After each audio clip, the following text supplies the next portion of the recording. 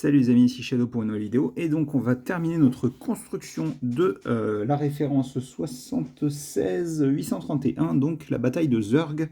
Et on a construit ça dans la première vidéo, donc Zerg en lui-même sans ses bras. Et on va continuer tout de suite avec les bras de Zerg. Et du coup ça se passe bien puisque j'avais déjà fait une erreur sur le dernier assemblage que j'avais fait. Hop.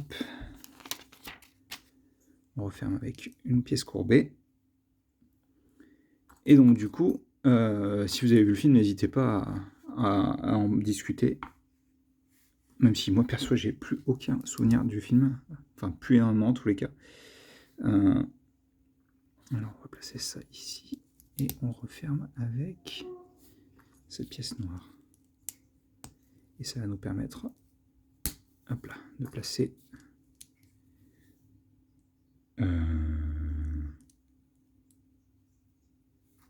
quelque chose que j'ai pas pigé là, ou ça va dans ce sens-là. Ça c'est pas très joli par contre. Oh, j'avais oublié en effet, oui. C'est vrai que du coup on est en train de le construire, mais ça va se placer comme ça en fait.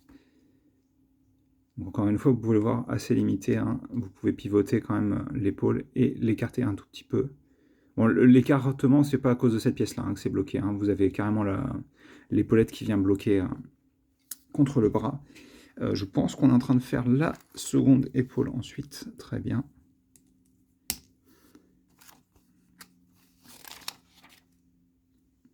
Alors, ça, on va placer notre petit bracket comme ceci. On n'oublie pas, bien entendu, notre pièce de blocage d'articulation, parce que si on ne bloquait pas les articulations, ce ne serait pas du Lego.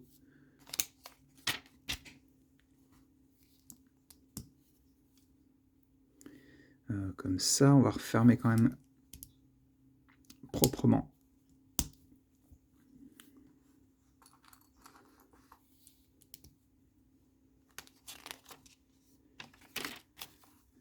Et on va attacher ça ici. Et il n'a pas l'air content. Hein. C'est rigolo parce que quand on le regarde vraiment purement frontal, je trouve qu'il n'est pas forcément extrêmement impressionnant. Par contre, dès qu'on va avoir tendance à le regarder un peu en plongée, c'est parfait. C'est vraiment comment dire, le feeling qu'on veut représenter, je pense, hein, sur Zerg. Donc on va faire des avant-bras et apparemment ça va être assez simple. Hein. Hop, on va avoir une petite pièce de lingot ici, cette pièce comme ça et une pièce grise ici. Et on va attacher ça comme ça. D'accord. Ah ouais, les clips comme genoux, c'est horrible. Hein. Ils ont absolument pas la force de maintenir en place le corps complet. Hein. Ça fait aucun doute. Hein. J'ai déjà senti les membres s'affaisser et tout. Enfin. Ah oui, ça fait bizarre en fait d'avoir l'attache pour l'armure supplémentaire vers l'intérieur et pas l'extérieur. Hein. Alors on a ça. On va faire une main avec cette pièce de rotule, cette pièce d'attache, un lingot et des clips rouges. Oui, des mains de bottes rouges, c'est trop bien. Ça fait plaisir. Hein. Surtout qu'en plus, je voulais en utiliser sur ma Samus, donc après j'en aurais qu'un seul supplémentaire, il m'en fallait deux, c'est pas très grave. Hein.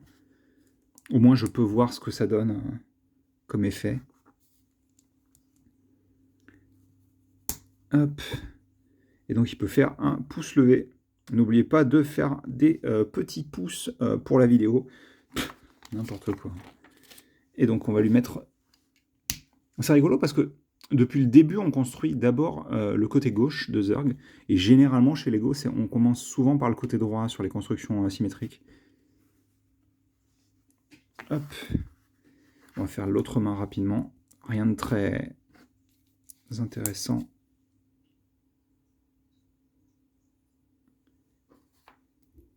Ah, attendez, petite pause. Ouais, désolé pour la petite pause du coup. Donc on va placer nos doigts sur la main, ce qui semble assez logique, hein, n'est-ce pas? Alors j'ai dû oublier des pièces, je pense. Ouais, j'ai oublié une paire de pièces, je sais pas où est-ce qu'elle est, mais on va la trouver.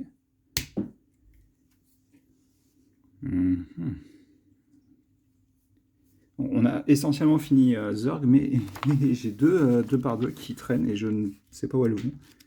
Elles n'ont pas 50 endroits où aller de toute manière. Vu que la plupart de ce qu'on a construit n'était pas très très gros. C'est aux épaules? C'est aux pieds, c'est pas possible autrement. Ah, c'est aux pieds, d'accord. En fait, on ne place pas directement ces pièces là-dessus. On a d'abord ça. Je me demande bien pourquoi, tiens. Bon, ça lui rajoute un petit peu d'épaisseur, j'imagine. Ouais, c'est un peu le pire, ces clips, hein, sur les genoux. Ah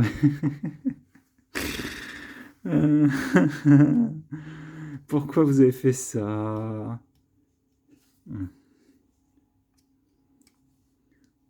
Jambe droite, jambe en avant au maximum. Attendez, on va remettre les pistons droits là sur ces hanches. Hop là, voilà. Sérieux quoi. Si, c'est quoi alors? On va me dire oui, mais c'est pour les enfants, donc c'est normal que ce soit facile à articuler. Alors déjà, si ça c'est pour les enfants, c'est pas cool, c'est mal fait, je suis désolé. Si c'est pour les enfants dans ces cas-là et que vous voulez pas faire d'articulation, ne faites pas d'articulation du tout en fait. Je veux dire, à ce niveau-là, c'est comme s'il avait rien, quoi. Regardez ça. Qu'est-ce que je fais avec ça, hein, exactement? Voilà, je fais une pause où il a une jambe devant l'autre, et à cause des clips, il tombe. C'est génial. J'ai pas fait exprès de le faire tomber, hein. À quel moment, en fait, vous vous dites, bon, bah, du coup, si... Regardez ça, quoi. Il peut ramener sa jambe en arrière à 90 degrés, voire plus. Mais par contre, quand il s'agit d'aller en avant, c'est plus possible. Vous n'allez pas me faire croire quand même que c'est parce que ah mais oui, mais il faut que les enfants ils puissent jouer avec. Oui, mais non. À un moment, si les enfants ils veulent jouer avec, ils veulent aussi le poser le Zerg.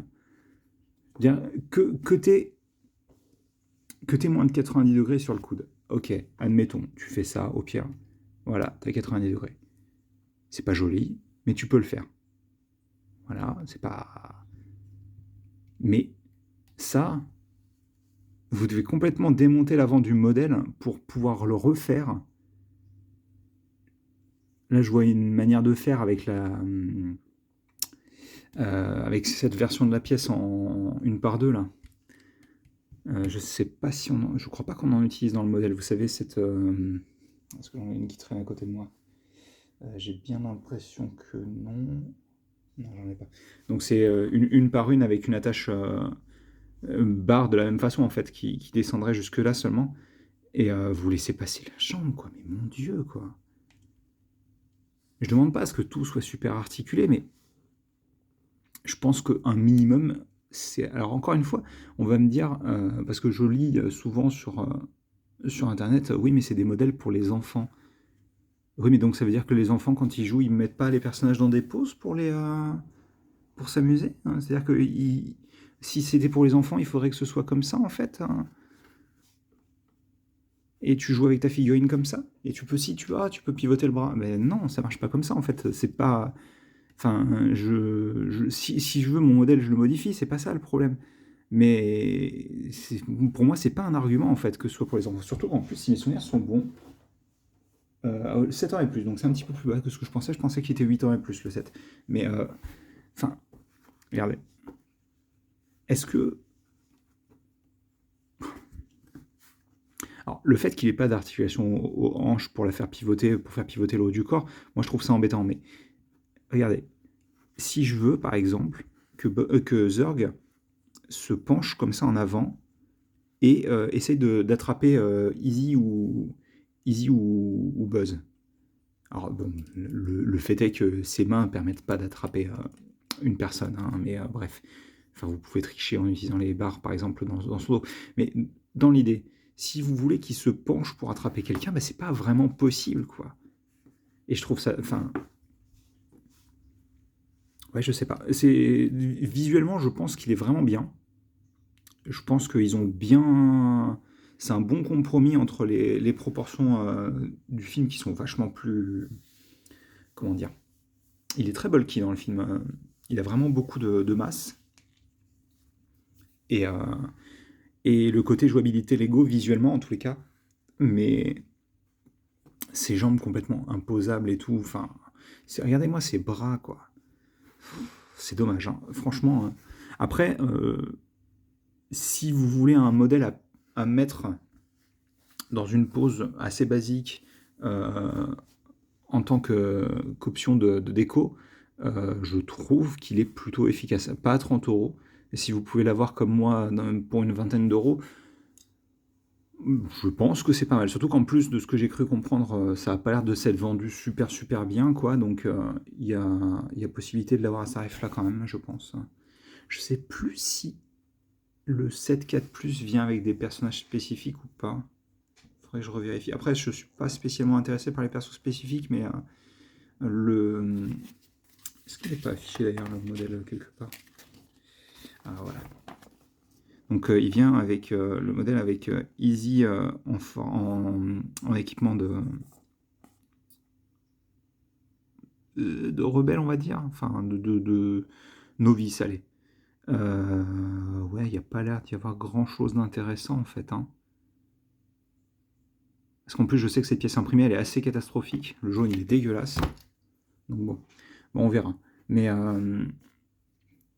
c'est un peu craignos, mais je vais mettre les têtes quand même pour que vous puissiez voir tout ce qu'on a obtenu dans le modèle. Donc pour 20 €, c'est une bonne affaire, clairement. Hein. Je veux dire, vous avez quand même un méca construit et tout. Même si on y réfléchit un petit peu, admettons qu'on omette le fait qu'il y a tout ça en plus. On n'est pas loin de la valeur du... C'est le 840, donc 80040. De Monkey Kid, donc le méca de Monkey Kid que normalement, alors si tout va bien, je construirai sur la chaîne d'ici peu, ou si cette vidéo est postée plus tard, je l'ai déjà construit, ça se trouve. Qui coûte 20 € lui aussi, qui a à peu près à ma connaissance la même masse. Genre il a peut-être des pieds un peu plus petits, mais le corps est à peu près du même volume, quoi. Peut-être un petit peu moins grand, je sais pas. Mais il a surtout des bras plus gros, quoi. Donc c'est vrai que quand on compare de cette manière-là, c'est un peu compliqué de se demander comment ils vendaient ça 30 € en fait. Alors il y a la licence, vous allez me dire, et Monkey Kid c'est un thème qui appartient à Lego. C'est une IP, une propriété intellectuelle qui leur appartient. Donc oui, en effet, mais bon, des fois, juste ça ne peut pas justifier, je trouve, la différence de tarif. Mais bon. Bref, je pense que j'ai assez tergiversé sur tout ça. Donc, écoutez, n'hésitez pas à dire ce que vous en pensez dans les commentaires de tout ça. Je peux vous recommander le modèle si vous arrivez à l'avoir à une vingtaine d'euros. Si vous ne l'avez pas déjà, hein, parce que ça se trouve, vous l'avez acheté il y a 6 mois quand il est sorti. Mais il faut bien se dire que si vous ne le modifiez pas, c'est très clairement juste une statue glorifiée, quoi, avec un petit peu d'articulation. Donc vraiment un truc que vous allez poser sur votre étagère et que vous n'allez pas vraiment beaucoup manipuler, quoi. Ce qui est un petit peu dommage parce que bon, ça reste le grand méchant de l'histoire et je pense qu'il méritait peut-être un petit peu mieux. Bref, je vous dis à la prochaine et portez-vous bien. Salut à tous.